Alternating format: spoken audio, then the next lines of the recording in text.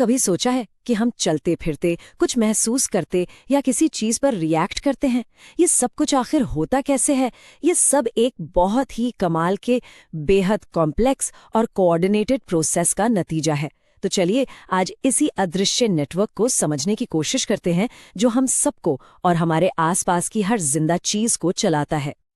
चलिए एक बहुत ही आम सी लेकिन मजेदार सिचुएशन से शुरू करते हैं। मान लीजिए किसी का हाथ गलती से किसी गर्म चीज से छू जाए, तो दिमाग को दर्द का सिग्नल मिले उससे पहले ही हाथ झटके से पीछे हो जाता है। ये कैसे हुआ?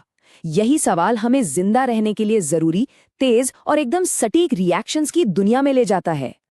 तो इस पहेली का पहला जवाब छिपा है जानवरों के नर्वस सिस्टम में।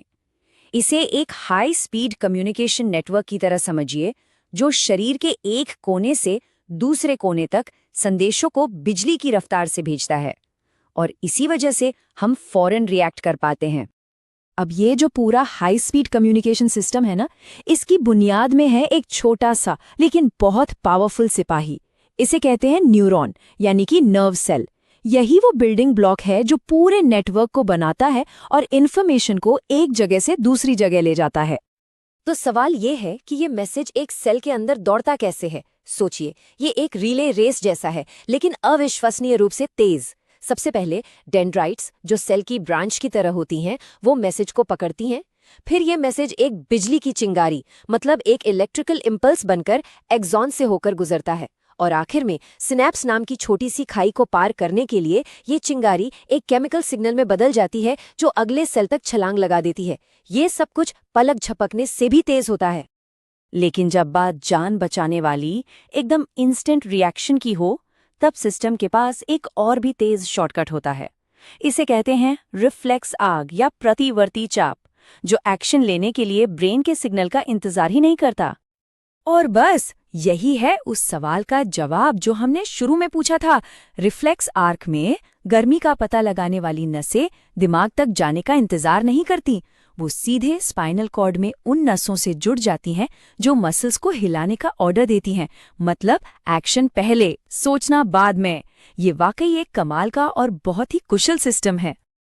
तो ये रिफ्लेक्स एक्शन तो हो गए इमरजेंसी वाले काम, लेकिन बाकी सभी कॉम्प्लेक्स सोच और हमारे वॉलंटरी एक्शंस, मतलब जो काम हम सोच समझ कर करते हैं, उन सब को संभालने के लिए हमारे पास एक सेंट्रल कमांड सेंटर है, हमारा ब्रेन। ये शरीर का मेन कोऑर्डिनेशन सेंटर है। अब ब्रेन को एक बड़ी सी कंपनी समझिए, जिसके अलग अलग डिपार्टमेंट्स हैं। जो फोर ब्रेन है वो कंपनी का सीईओ है, यानी मेन सोचने वाला हिस्सा। ये हमें सुनने, देखने और ऐच्छिक काम करने में मदद करता है। मिड ब्रेन और हाइंड ब्रेन वो डिपार्टमेंट्स है जो ऑटोमेटिक काम संभालते हैं, जैसे ब्लड प्रेशर या सांस लेना, जिनके बारे में हमें सोचना नहीं पड़ता। और सेरिबेलम वो बैलेंस और पोस्चर का डिपार्टमेंट संभालता है। अच्छा, जानवरों की बात तो हो गई, पर पौधों का क्या? उनके पास तो न नसें हैं न मसल्स, तो फिर पौधे अपने काम को कैसे कोऑर्डिनेट करते हैं? वो अपने आसपास के माहौल पर रिएक्ट कैसे करते हैं? पौधे असल में दो अलग अलग तरीकों से मूव करते हैं। पहला है वो मूवमेंट जो ग्रोथ पर निर्भर नहीं करता, जैसे छुई मुई के पौधे का छूने पर सिकुड़ जाना। ये बहुत तेज होता है और कोशिकाओं में पानी के प्रेशर में बदलाव की वजह से होता है। दूसरा तरीका है ग्रोथ की वजह से मूवमेंट। ये धीमा होता है और एक खास दिशा में होता है, जैसे किसी पौधे का रोशनी की तरफ बढ़ना, और इसे कंट्रोल करते हैं हार्मोन्स। ये जो दिशा वाली मूवमेंट होती है ना, इसे खास नाम दिया गया है, ट्रॉपिज्म या अनुवर्तन। जब पौधा प्रकाश की ओर बढ़ता है तो उसे कहते हैं फोटोट्रॉपिज्म। जब जड़ें ग्रेविटी की वजह से नीचे की ओर बढ़ती है तो वो होता है जियोट्रॉपिज्म। और जब पराग नली बीजांड की ओर बढ़ती है तो ये कीमोट्रॉपिज्म का एक बेहतरीन उदाहरण है। तो अब तक हमने देखा कि जानवरों में नर्वस सिस्टम है, पौधों में भी अपना एक सिस्टम है, लेकिन एक और चीज है जो दोनों में कॉमन है, एक सीक्रेट लैंग्वेज जो दोनों इस्तेमाल करते हैं। और ये भाषा है हार्मोन्स की, यानी केमिकल मैसेंजर्स की। पौधों के पास भी अपने छोटे छोटे मैनेजर्स होते हैं, जैसे ऑक्सिन वो पौधे का जीपीएस है, जो उसे बताता है कि सूरज की रोशनी किधर है और उसी तरफ बढ़ना है। जिबेरेलिन तने को लंबा होने में मदद करता है। साइटोकाइनिन सेल डिवीजन को बढ़ावा देता है, और जब आराम का समय होता है तो एब्सिसिक एसिड ब्रेक लगाकर ग्रोथ को रोक देता है। अब अगर हम जानवरों की बात करें तो यहाँ हार्मोन्स का रोल और भी बड़ा और कॉम्प्लेक्स हो जाता है।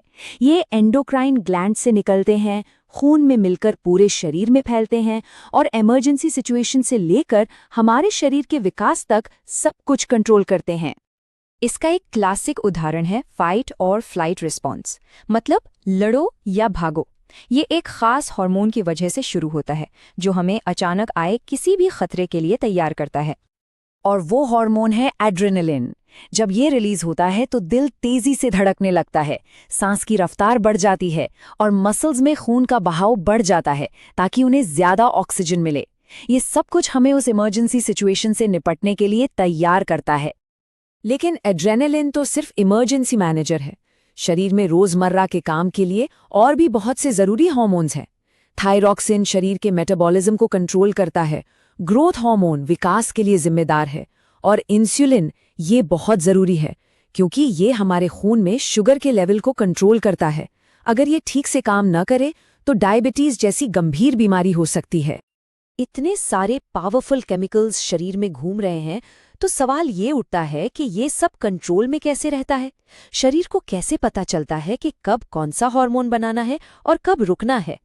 यहीं पर एक बहुत ही शानदार बैलेंसिंग सिस्टम काम करता है। इस सिस्टम को कहते हैं फीडबैक मैकेनिज्म।